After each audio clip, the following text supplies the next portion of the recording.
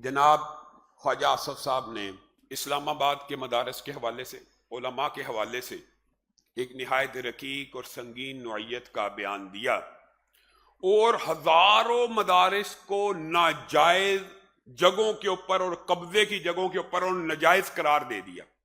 خواجہ آصف صاحب کی کے الفاظ میں کچھ شرم ہوتی ہے، کچھ حیا ہوتی ہے۔ آپ وہی ہیں جنہوں نے کچھ عرصہ قبل اسمبلی کے فلور کے اوپر تقریر کرتے ہوئے کہا تھا مدارس ہماری دفاعی لائن ہے، اور مدارس کے طلباء جس وقت آپ حالت جنگ میں ہوں، انڈیا کے ساتھ محاذ گرم ہو، اس وقت آپ کو مدارس کے طلباء اور مدارس کے علماء اور پاکستان کے علماء اور مولوی آپ کو دفاعی لائن نظر آتی ہے، کیونکہ پتہ ہے آپ کو کہ آپ جیسے لوگوں نے تو جنگ لڑنی نہیں۔ اگر کبھی ضرورت پڑی تو یہ دین کے طلباء ہی نے اپنی جانوں کا نذرانہ فوج کے شانہ بشانہ پیش کرنا ہے، ان کو پتہ ہے۔ اس وقت آپ یہ بیان دیتے ہیں اور پھر آپ کا دل چاہے تو آپ کہتے ہیں جی اسلام آباد کے اندر اور پاکستان کے اندر ہزاروں مدارس غیر قانونی ناجائز جگہوں کے اوپر بنے ہوئے ہیں۔ اللہ سے ڈرنا چاہیے۔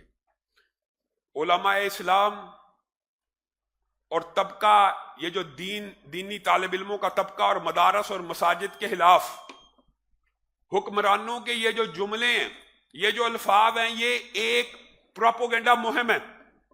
ہم کسی شر پسند جتھے کی، گروہ کی حمایت نہیں کرتے، لیکن اگر آپ ہر ایک کو ایک ہی لاٹھی سے ہانکنے کی بات کرنا چاہیں گے اور علماء کو اور مساجد کو اور مدارس کے کردار کو مشکوک کرنا چاہیں، کس وجہ سے سمجھ نہیں آتی مجھے۔ کبھی سیاستدانوں کی ان باتوں کی سمجھ نہیں آئی، خام علماء مولوی اور مدرسوں کے پیچھے لٹھ لے کے پڑ جاتے ہیں۔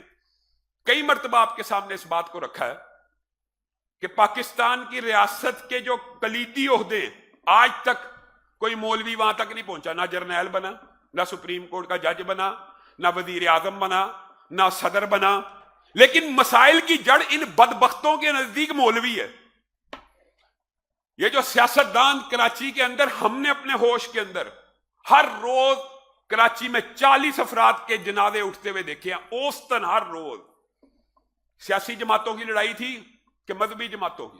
پاکستان کے اندر جتنی نفرت اور منافرت اور قتل اور تشدد سیاست کی بنیاد پہ ہوا، اللہ کی قسم کبھی نہیں ہوا اور نہ ہوا۔ یہ صرف مساجد اور مدارس کو ٹارگٹ کر کے لوگوں کے سامنے یہ ایک مقدمہ پیش کرنا چاہتے ہیں جیسے پاکستان کا اصل مسئلہ فرقہ واریت ہے۔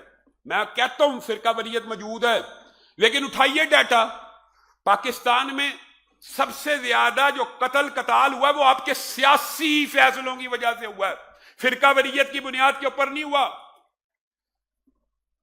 ایک دوسرے کے اوپر آپ کا دل چاہتا ہے کہ آپ سب کو اب موقع آیا ہے یا کوئی ایسی صورتحال بن رہی ہے تو سب کو ایک لاٹھی، وہ دوسرے رانا ثناء اللہ خان صاحب اٹھ ہوئے جی مفتی تقی عثمانی صاحب نے جو بیان دیا ہے وہ اصل میں ان کے اوپر طنز کر رہا ہے۔